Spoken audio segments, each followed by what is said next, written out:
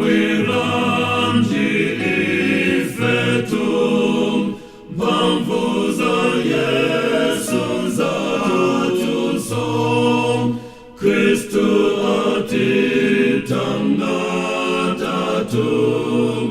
gondo ya moyo watuo yendane mwenom jilamom yakwan mulong watuyom kwezang nima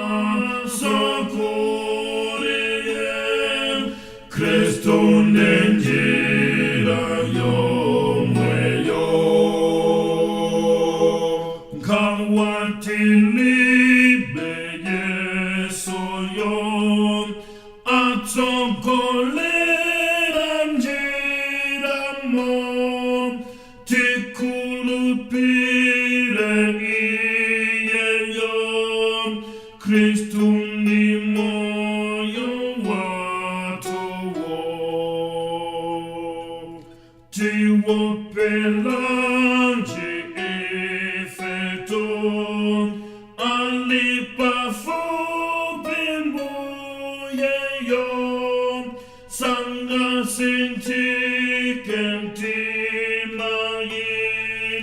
Kristum